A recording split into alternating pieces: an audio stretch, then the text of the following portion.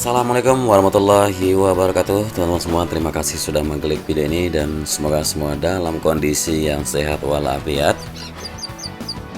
Dan semoga semua urusan dipermudah dan makin dilimpahkan terus rezeki serta dilindungi Allah Subhanahu wa taala dimanapun kita semua berada. Amin ya robbal alamin.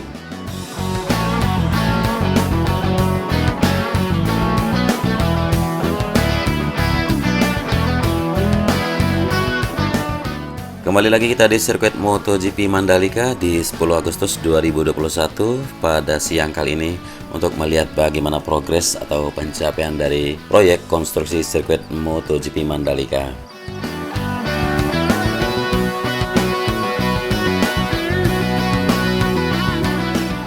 Dan sekarang kita berada di tikungan yang ke-10, persisnya sebelah kiri dari track lane.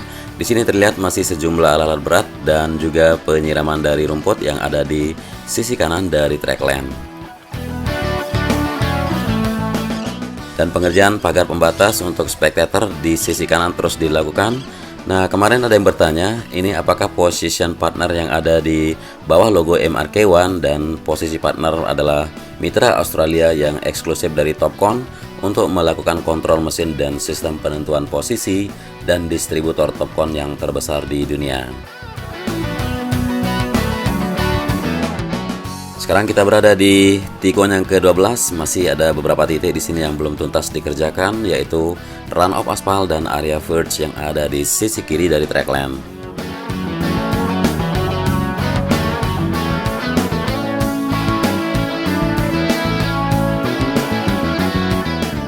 Dan sebuah unit miller bersama truk dam yang sedang melakukan milling di sini untuk pengangkatan atau pengikisan dari lapisan aspal di run off aspal yang ada di sisi kanan dari track lane untuk menyamakan elevasi antara track lane dengan area curve dan juga untuk run off aspal yang ada di sisi kanan ini.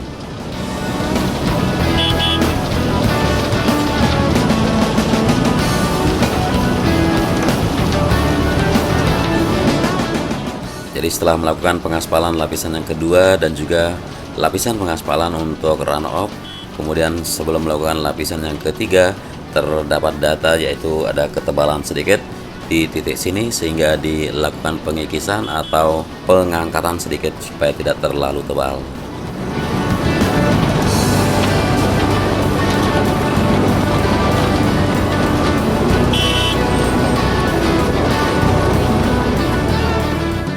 Ya, milling yang dilakukan yaitu di atas track lane ya, seperti yang terlihat di sini, di berdampingan dengan run off ataupun area curve yang ada di sisi kanannya.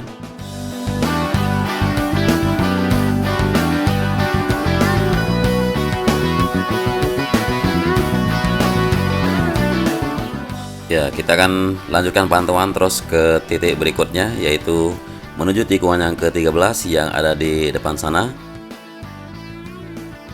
Ya, inilah run off aspal yang sangat lebar ya, dari tikungan yang ke-12 menuju tikungan yang ke-13, dan sejumlah hamparan gravel bed juga masih perlu dimakin sempurnakan. Kemudian di sisi kanan sini masih sejumlah concrete barrier yang belum diletakkan karena masih menunggu service road sebelah kanan dari tikungan yang ke-13, dan sejumlah para pekerja di sini masih memasangkan kawat-kawat debris untuk spectator fence yang ada di sisi kanan dari service road sebelah kanan.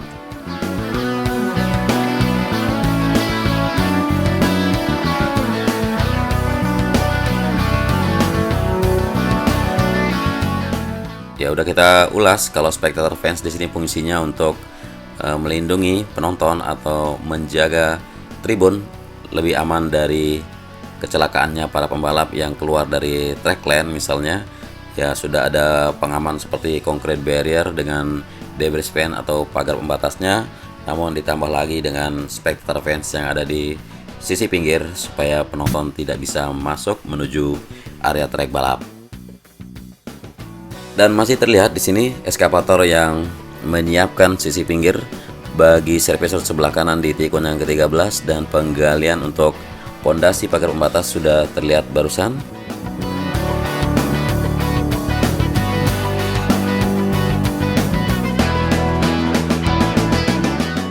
Dan kita lanjutkan pantauan menuju tikungan yang ke-14 yang ada di titik sini menuju tikungan yang ke-15. Ya, sejumlah alat berat di sini terlihat sekali, yaitu sudah diaspalnya sisi pinggir di service sebelah kiri, kemudian penyempurnaan subbase pada run off aspal yang ada di sisi kiri dari track lane. Kemudian di sisi kanannya masih ada pembongkaran drainase horizon di sini yang harus disesuaikan dengan elevasi untuk persiapan dari pengaspalan lapisan yang ketiga. Jadi setelah pengaspalan lapisan yang kedua terdapat elevasi yang belum sesuai, sehingga ya untuk maksudnya itu agar presisi yang tepat pada trek balap sendiri.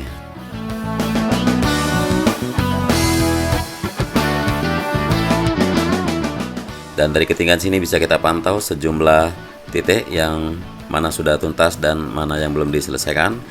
Ya, masih butuh waktu untuk menuntaskan run off aspal di sini. Ya, ini harus dipercepat pengerjaannya karena pengaspalan lapisan yang ketiga sedang on the way ya, sehingga kemarin inilah alasan dilakukan kenapa pengaspalan lapisan yang ketiga yang semula rencananya tidak dilakukan secara terputus-putus, namun masih terdapat jumlah titik yang harus dikoreksi seperti yang terlihat di beberapa video terakhir ya.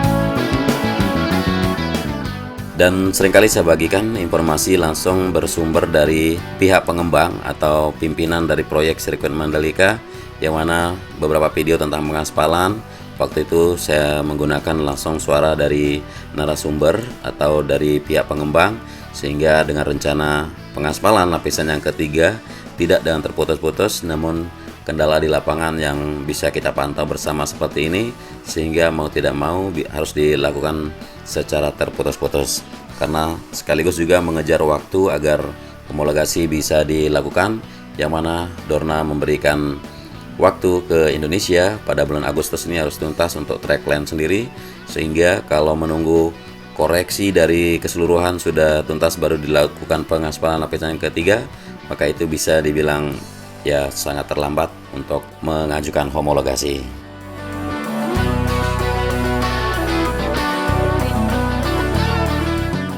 Dan homologasi sendiri seperti yang udah kita bagikan ke teman-teman, kalau pengajuan homologasi itu harus dilakukan 2 bulan minimal sebelum acara balapan.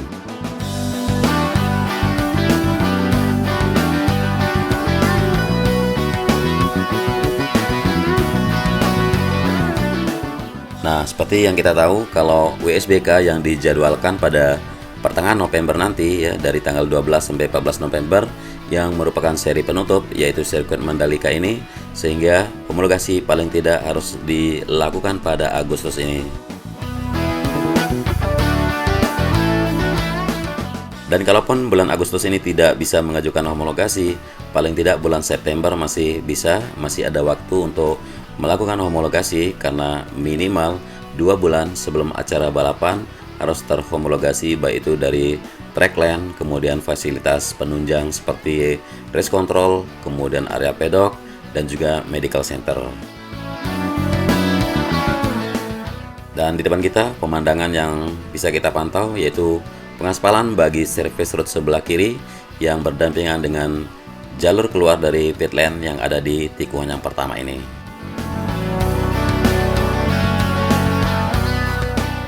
Ya, kemarin ada juga komentar dari teman-teman kalau masalah menerbangkan kamera udara yang terlalu dekat dengan pekerja.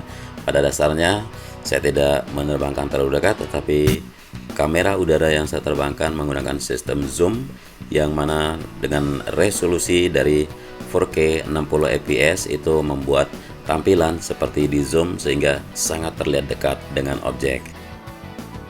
Ya, ada perbedaan sedikit sekali, misalnya dengan resolusi frame misalnya dari 30 fps dengan 60 fps. Jadi 60 fps itu membuat objek semakin dekat. Pada dasarnya tidak begitulah dekat saya menerbangkan kamera udara dengan objek atau dengan para pekerja yang ada di sirkuit Mandalika ini.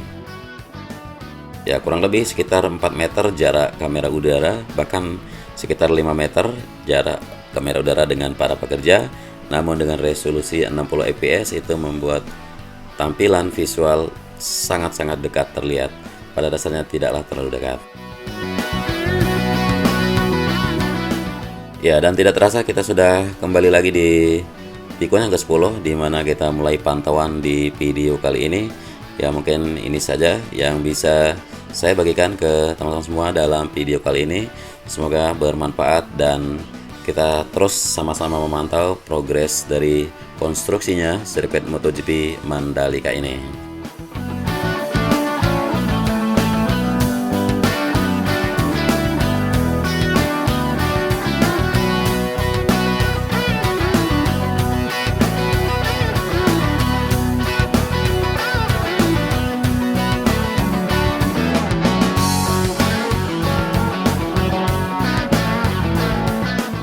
Ya, kurang lebihnya mohon maaf atas narasi maupun visual yang saya bagikan di sini. Kalau ada kekurangan, dan selamat beraktivitas. Wassalamualaikum warahmatullahi wabarakatuh.